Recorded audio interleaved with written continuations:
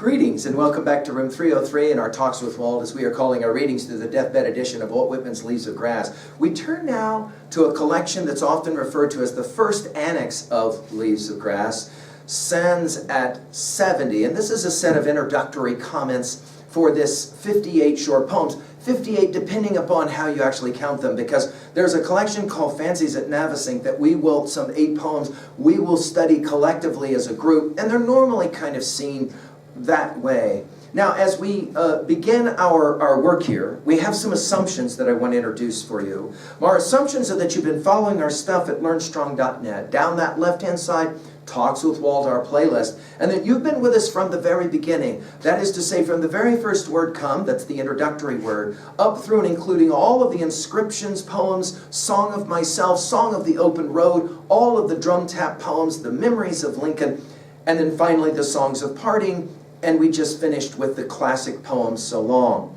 Now, from here, I'd like to just remind you of where we have been focused, okay?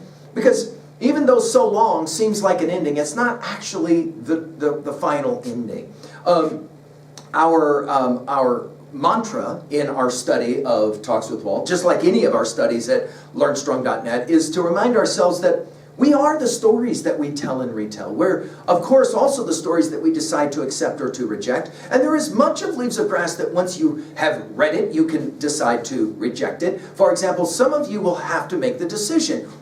Is this really the way Whitman should have finished Leaves of Grass? Or is So Long the best poem for the ending, and these annex poems should not have been put in Leaves of Grass? There are many that make that argument. There are many that say that the poetry that we're about to wade through, and that's maybe the right word, some will argue, is not the poetry of So Long and Song of the Open Road and Brooklyn Ferry and some of the other great poems of Leaves of Grass.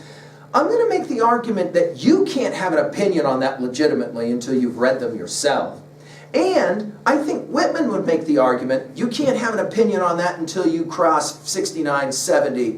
Of course, he dying in his 71st year, 72nd year.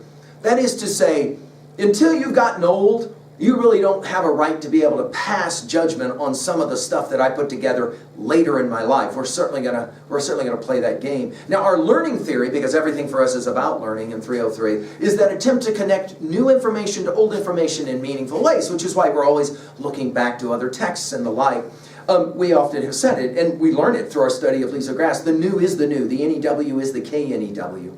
Now, our annotative approach, just to remind you, is that we're always working at 3 levels of reading for all of these texts. At level 1, can we summarize what does the text say? At level 2, what does the text mean? We'll divide that up into 2A, themes, messages. And 2B, the rhetorical level of reading, the poetic literary analysis level of reading. Not what Whitman says, but how Whitman says it, and that's fascinating. In other words, if you're going to argue that these are weaker poems, we have to ask why. What is it about these poems that make them weaker at 2B? We'll get into that argument. Some of our readers will argue that some of the poems of Sans at 70 are some of the most compelling open poems. There's no more hiding. He stepped out from behind the screen, as he says in So Long, and he's ready to share. At level 3, most importantly in our theory of reading, at level 3 we ask, how can I relate to this information in some meaningful way? That is to say, at 3A, how can I relate to other texts that I know? And here we are very inclusive of our word text. Everything from what you've read, to seen, to heard, and even to played, obviously, with games. And finally, at 3B, and most significantly, can you own this text by relating it to yourself? Now, about any given text in 303, we're always interested to ask about what we call Big Five. That is to say, what does this text say about epistemology, what you can know? For example, many people will argue, I know I'm right and you're wrong. That absolutist position, but unfortunately, lots of terrible things happen. The American Civil War would come to mind for Whitman, right, with this absolutist epistemological position. But on the other end of the spectrum, well, to say that there is no truth is to posit that there is a truth. To say there are no absolutes is to posit there is at least one absolute. And because that's the case, the performative contradiction as we call it, then there's always a difficulty as to know what epistemologically can I hold on to. Whitman argues for what we call the fallibilist position. I think I'm right about what I'm saying, but I could be wrong. It's fundamentally what science should be, yes? We're always looking for more data to either clarify our position or to, discount our position. Of course, the second of our Big Five is ontology. What does this text say about who we are? Obviously, we're a body, Whitman says, but we're also something else. I mean, we're clearly a mind, but if I cut open my brain, I can't see that. Like, where is the mind in the brain? So we're going to argue that there's a mind, there's a brain, there's this body, and there's this spirit or soul, and so we're at least two, maybe even three, right? And then, of course, the next of the big five, as we call them, psychology, sociology, the study of the individual mind. What are the chief motivations? How do we address and deal with things like fear and concerns like that? And then, of course, sociologically, our analysis of our group. Because we behave differently in groups than we do as individuals. Think of the American Civil War, Whitman would want to remind us. And then finally, and I think most significantly, of our big five, after epistemology and ontology, after psychology and sociology, I think that Whitman would be very pleased that we spend so much time with theodicy, Theodicy, theo, God, dike, of course the Greek root for justice. In other words, why must there be pain and suffering in this world? And for Whitman, the biggest question was the war. Why did we have to have the war? And as we've pointed out time and again, Whitman will argue, we have to stop asking when bad things happen, why did this happen to us? And learn how to ask, why did this happen for us? That learning is the key for Whitman. Go back to Song of Myself 46, 47.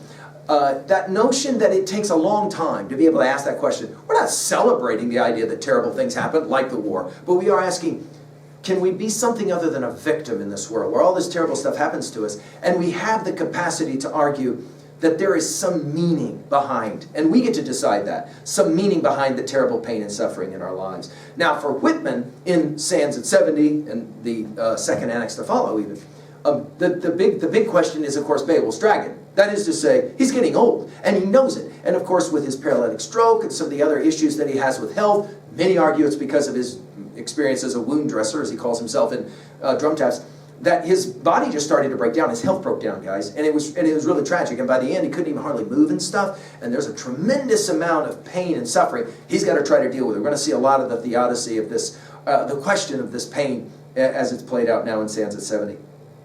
Finally, we've talked about Whitman, but we've talked about it from at least 5 perspectives, although some of you have argued, yeah, there's even more than that. We call them the 5 Ps simply because we're going to comment on Whitman as person. He has a life. He has a biography. For example, I just mentioned the fact that, you know, he has this terrible stroke and then terrible things start to happen to his body.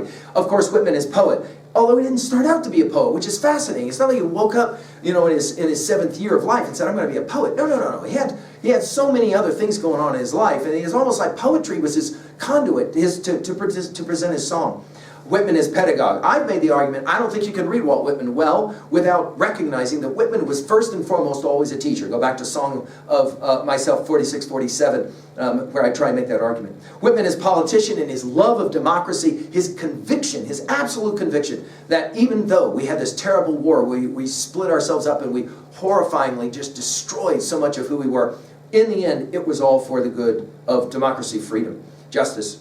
And then finally, of course, Whitman as philosopher. Everything from Socrates to Emerson, and of course we've mentioned Hegel and so many other thinkers, great thinkers, are all going to find their way here. Now some of you will say, why don't you call Whitman as priest, Whitman as prophet? You could keep going with a lot of P's, no question.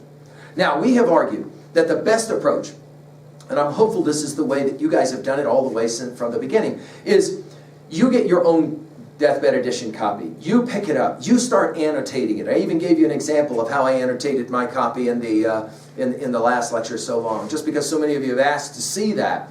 And then after you've read and annotated, after you've done your own annotative work, my hope is that then you come to our comments here as a way to kind of amplify what you're already learning.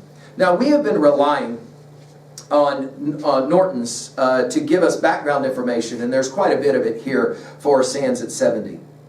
In the editions of Leaves of Grass from 1860 to 81, and in the supplementary volumes, beginning with Drum Taps 1865, the poet attempted, by the continuous revision of the poems, by excluding some and adding some newly created, by arranging and rearranging clusters of related poems under group titles frequently altered or recombined, to achieve a topical organization referring to chronology only as the typical sequence of experience in the life of the so-called average man, spanning the 19th century as his own life almost did. He had come to think of Leaves of Grass as a single poem. He had hoped to continue with another such, designed to represent the spiritual anabasis of modern man. Anabasis, you'll remember this idea of marching from the coast into the interior. By 1880, his mounting infirmities brought him to, by 1881, his mounting infirmities brought him to a halt with only this bundle of songs bequeathed to the invisible world. By 1888, he had completed a number of new pieces, many of them for newspaper or periodical publication, and a major prose essay, A Backward Glance or Traveled Roads. These, with other prose pieces, appeared as a book, November Boughs, 1888, in which the poems were headed Sands at 70. This title did not come easily. Several manuscript collections possess scribblings of other possibilities: Halcyon Days, Sands on the Shores, Carols at Candlelight, Carols Closing 69, etc.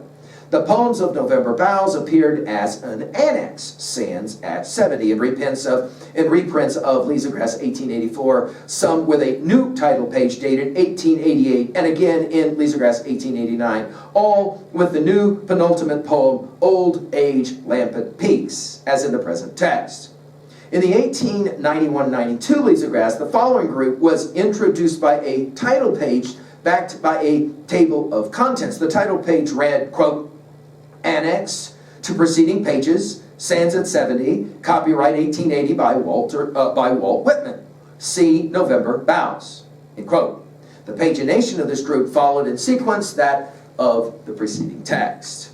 Now, how are we going to address Sands at 70? First of all, we want to enter with an open mind. And this will, guys, I'm going to tell you, this will be hard, especially after the poem's so long. It's hard to imagine that we are going to find a poem that will move us in the last two annexes the way that that poem did. And many readers will say, yeah, you'd be hard-pressed to find a poem like that. Having said that, Whitman put this together, and he believed that these were poems worth our time, and therefore we want to give them the necessary time and attention. So guys, I'm going to give them the same amount of energy and the same amount of time. We're going to see this as, what many have argued, a series of maybe spontaneous, quote-unquote, thought bubbles, right, floating through Whitman's mind. In other words, it's almost like he's trying to capture what's going on as he's aging. Why? Because as he's aging, he's beginning to lose the abilities that he had before and lose the capacity to feel like he has a say or a voice in what's going on. We're going to see a lot of politics here. We're going to see a lot of personal struggles. We're going to see a lot of people start to leave, right? So for example, when famous people pass, he's going to write a poem about it because it's significant. Now, we're going to hear more, obviously, thoughts about death and about old age and coming to terms with that. We're going to have conflicting feelings on aging. For example, Whitman said this at the end. He said to his pal, Trouvel, about the subject matter of these poems, quote, of my personal ailments, of sickness and an element, I never spoke a word until the first of the poems I call Sands at 70 were written. And then some expression of invalidism seemed to be called for. In other words, it's almost as if Whitman didn't want to imagine he was aging, which is ironic, because if you go and look at images of Whitman, you will notice that he looked quite old at a very young age. I mean, in his 30s, he already started to look pretty old. And by his 50s, he looked, dare I say it, almost ancient. He had the long beard. He gave the appearance of having lived a long time. As we've said already in earlier lectures, the very fact that he struggled so much through the Civil War and taking care of so many of the young men and some young women that he took care of, the challenges of that aged him, no question about that. So we're going to pay attention to that. Still, in spite of all of that, we're going to find poems here of tremendous optimism. As we've said, Whitman is an optimist, but what I call an informed optimist. He said he liked to keep on the sunny side of life, but obviously we're going to see his struggles here. And often they're going to be in just like these little tiny vignettes of what it's like to begin to get to that place where you become kind of feeble and you're not able to take care of yourself. What is it that Yeats says in Sailing to Byzantium? An aged man is but a paltry thing, a tattered coat upon a stick. Unless so clap its hands and sing and louder sing, for every tatter in its mortal dress. I think he learned that idea from his study of even some of these poems. Now, we are going to see this Fancies at Navesink, this collection of 8 poems. We're going to be reminded again of Whitman's love of the sea, and we're going to treat those 8 poems as a single unit. Here we're going to find some of the most honest poems of all of Leaves of Grass, and the challenges of aging and what it's like to grow old. And for us, we're going to look at that and we're going to ask, I wonder what it's like to reach 60 and then 70, and then begin to think about what it's like to leave the park that you've loved to swing at for so long and go to the van, because you have to go to the van, because as they taught us when we were children, you can't stay at the park and swing forever. And since that's the case, we got to swing well. I hope that our study here of these some 58 poems will be for us helpful. Let's begin with Mannahatta and get right into it. Thank you.